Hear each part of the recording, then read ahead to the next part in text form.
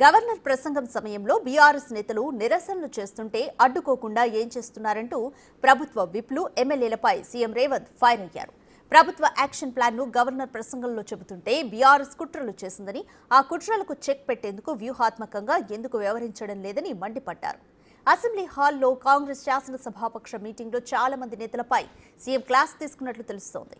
ప్రధానంగా ప్రభుత్వ విప్లు తమ పనితీరును మార్చుకోవాల్సిందేనని నొక్కి చెప్పారు. ప్రతిపక్ష నేతల విమర్శలకు కౌంటర్లు లేవా అంటూ విప్లను సీఎం నిలదీశారు. ఈ బడ్జెట్ సెషన్స్ లో యాక్టివ్గా ఉండాలని సూచించారు. బీఆర్ఎస్ ఎమ్మెల్యేలపై అటాక్ చేసేందుకు రెడీగా ఉండాలని సీఎం రేవంత్ ఆదేశించారు. ప్రతిపక్ష సభ్యులు మాట్లాడిన ప్రతి అంశాన్ని కార్నర్ చేయాలని చెప్పారు. ఇందుకు సంబంధించిన డేటా, సబ్జెక్టును తయారు చేసుకుని సిద్ధంగా ఉండాలన్నారు. అంశాన్ని బట్టి కౌంటర్లు ఇవ్వాలన్నారు. బడ్జెట్ సెషన్స్ లో ప్రభుత్వాన్ని బద్నాం చేసేందుకు ప్రతిపక్షాలు కుట్రలు పన్నుతున్నాయని, దీన్ని తిప్పికొట్టాల్సిన అవసరం ఉందన్నారు సీఎం.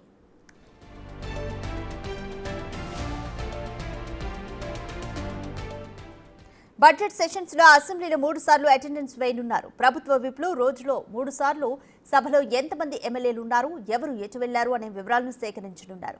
పార్లమెంటు సెషన్స్ లో ఇలాంటి ఆనవాయితీ ఉన్నట్లు పార్టీ నేతలు చెబుతున్నారు. దీంతో అధికార పార్టీ సభ్యులు పూర్తి స్థాయిలో హాజరవుతారని ప్రభుత్వం నమ్మకం.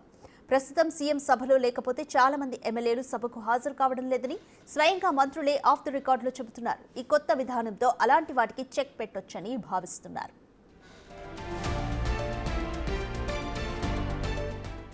బడ్జెట్ సెషన్స్ పూర్తి కాగానే సీఎం అన్ని జిల్లాలకు టూర్కు వెళ్లనున్నారు. ఆయా జిల్లాల ఎమ్మెల్యేలతో ప్రత్యేకంగా రివ్యూ నిర్వహించనున్నారు. ప్రభుత్వ పథకాలు అమలు తీరును పర్యవేక్షించనున్నారు. స్థానిక ప్రజల నుంచి అభిప్రాయ సేకరణ చేయనున్నారు. ప్రభుత్వ పనితీరు, పాలసీ నిర్ణయాలు వంటి విషయాలను చర్చించనున్నారు. ఇక ఎమ్మెల్యేలు నేరుగా సోషల్ మీడియాలో యాక్టివ్గా ఉండాల్సిందేనని సీఎం సూచించారు. అప్పుడు ప్రభుత్వ పనితీరు ప్రజల్లోకి ఆశించిన స్థాయిలోకి వెళ్తుందన్నారు.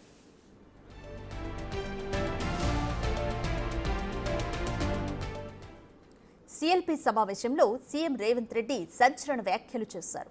బీఆర్ఎస్ తో కార్డియల్ రిలేషన్షిప్ మెయింటైన్ చేయాలనుకుంటున్నారా అని సీఎం ప్రశ్నించారు.